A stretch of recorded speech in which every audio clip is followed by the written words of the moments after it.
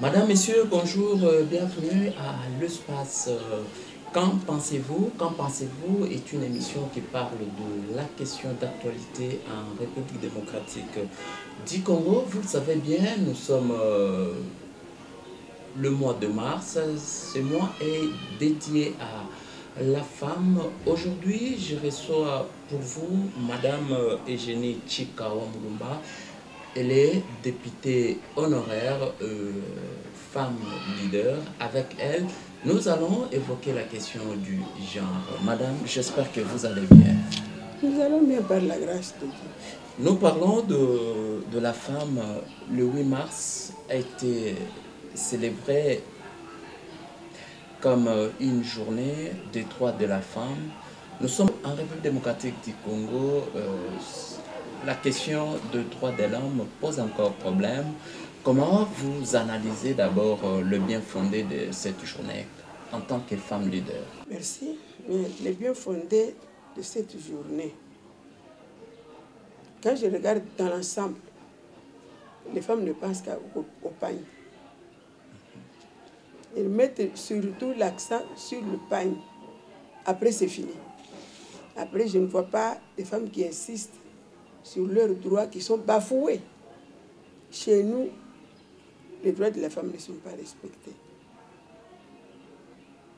Dans les institutions, comme dans nos partis politiques, feu le président Etienne Tshisekedi insistait beaucoup sur l'équilibre, sur le pourcentage des femmes dans nos structures.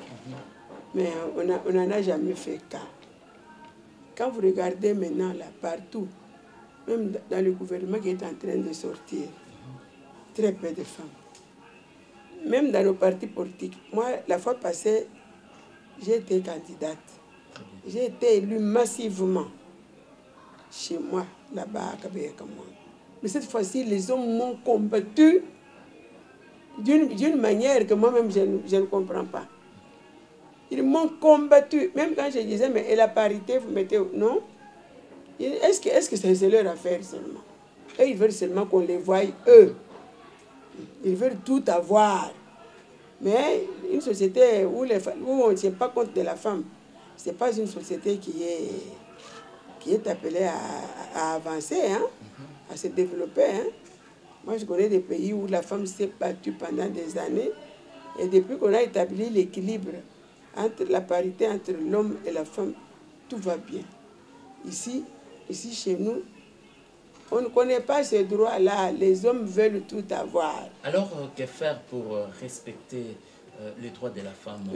Continuer la lutte, revendiquer, faire des sorties médiatiques, insister.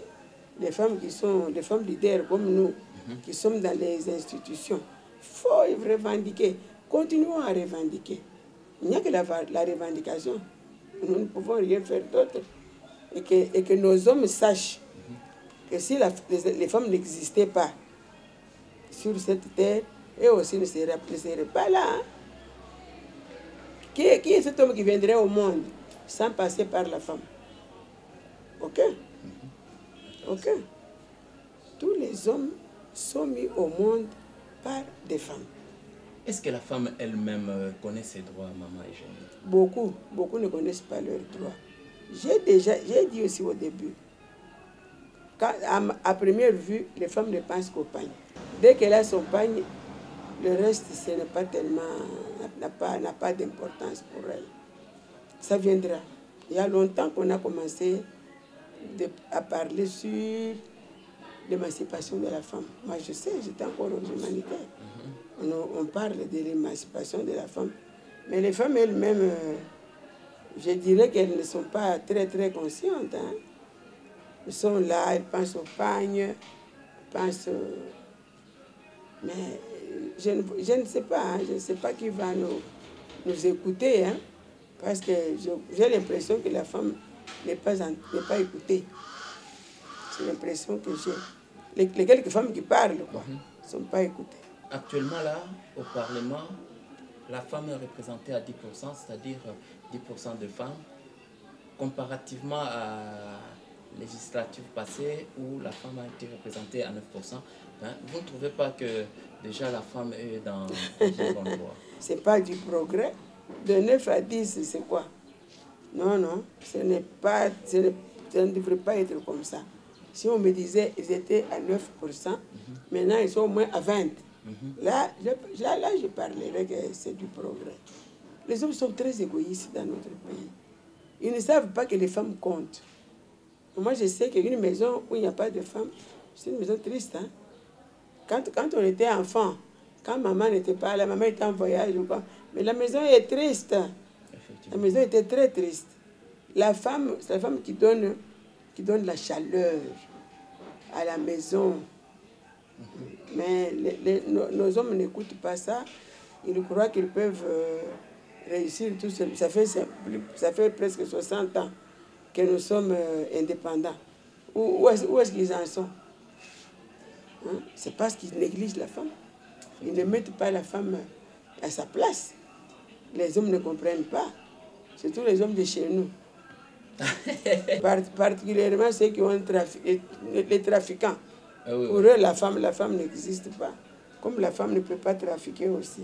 Vous accusez trop les hommes, je reviens à vous. Je rappelle que vous êtes député honoraire élu de la circonscription électorale de Kabé-Kamanga. Là, c'était en 2011. Maman Eugénie, revenons un peu sur le thème de cette année. Penser équitablement, bâtir intelligemment, innover pour le changement. Comment vous interprétez ce thème ou bien comment vous analysez ce thème? On va innover quoi? Les femmes n'ont jamais, dans ce domaine-là, moi je n'en ai jamais vu d'innovation. Au contraire, les hommes ne veulent même pas voir le peu de femmes qui émergent. Le peu de femmes qui émergent, les hommes sont contre. Les hommes de chez nous sont en grande partie responsables de cette situation. On va innover quoi? Moi, je ne vois pas ce qu'on va innover. Hein. Je ne sais pas, hein, à moins qu'elle nous donne des détails sur ça. Hein. Mais moi, je ne vois pas ce qu'on va innover. Innover quoi? J'ai suivi le discours de la première dame. J'espère qu'elle va s'impliquer beaucoup pour que la femme... pour la valorisation de la femme congolaise. Pour la valorisation de la femme congolaise. C'est une femme qui a beaucoup de valeurs en elle.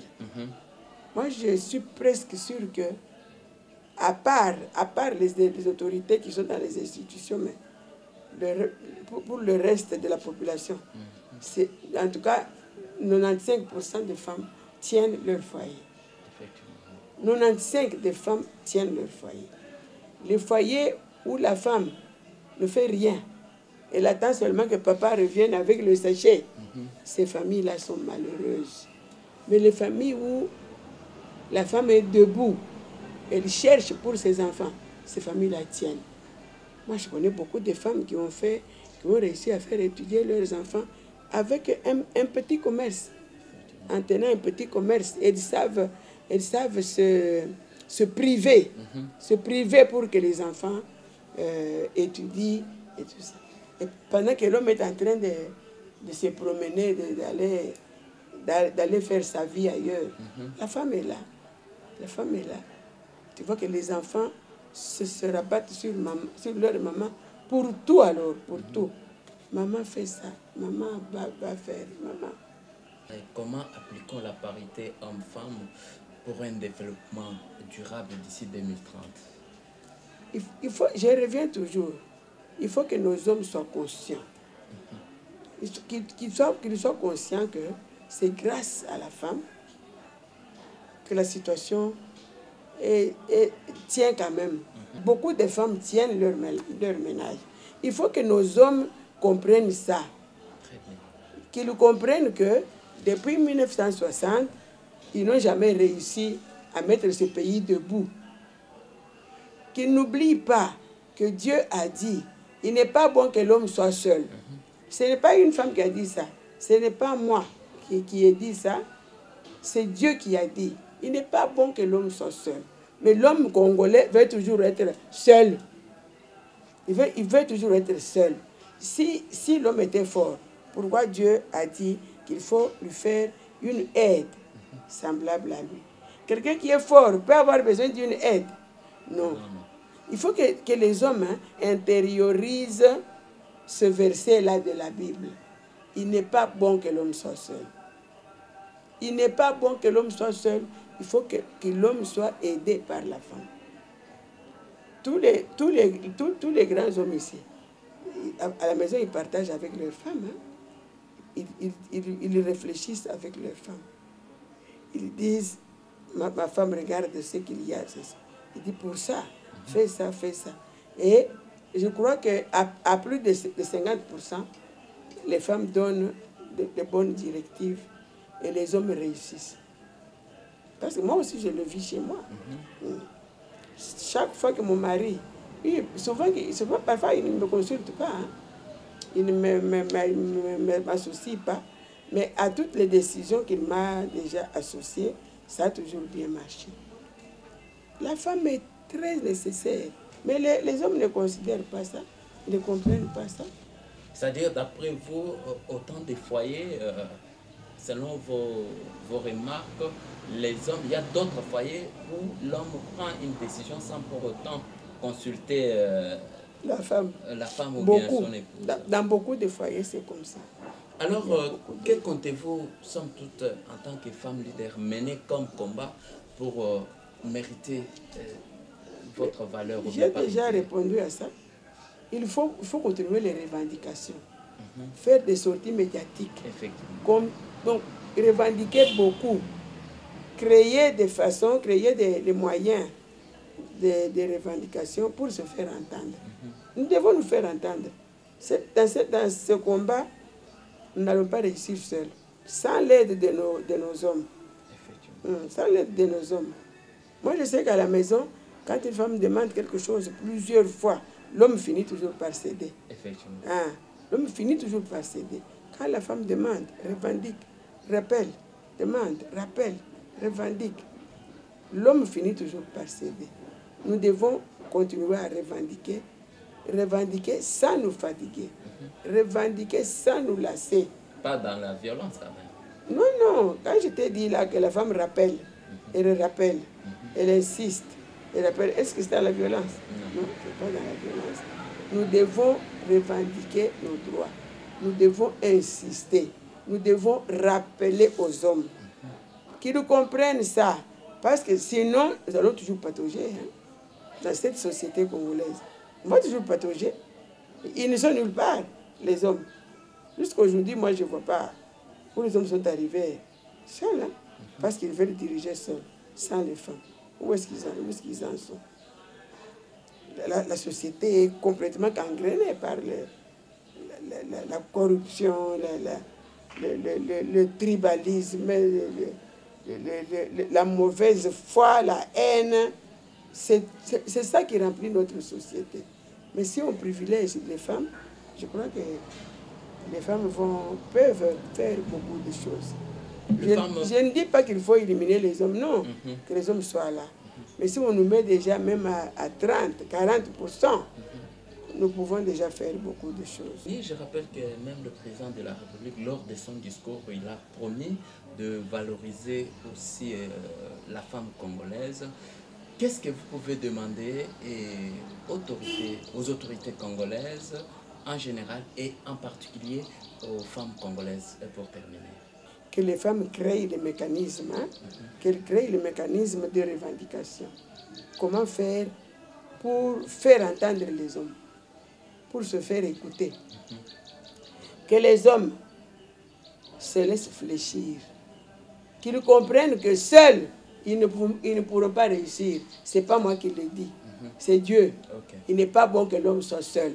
Que nos hommes comprennent que tant qu'ils nous mettent toujours en arrière, ils ne vont pas réussir. Cette société sera toujours comme ça. Regarde, dans beaucoup de pays, il y a déjà des femmes présidentes, des femmes premiers ministres, des femmes ceci, des femmes cela. Mais chez nous, qui va accepter? Qui peut accepter ça? Nos hommes sont trop égoïstes. Ils sont trop distraits. Ils sont trop égoïstes. Ils ne voient que leurs intérêts. les intérêts de la femme sont relégués vraiment très loin. Hein? Ils ne comprennent pas. Que nos hommes nous soutiennent à émerger, que nos hommes nous soutiennent, qu'ils nous valorisent, qu'ils nous aident à nous valoriser et que les femmes aussi créent des mécanismes pour émerger, pour se faire entendre, pour se donner de la valeur. Hein.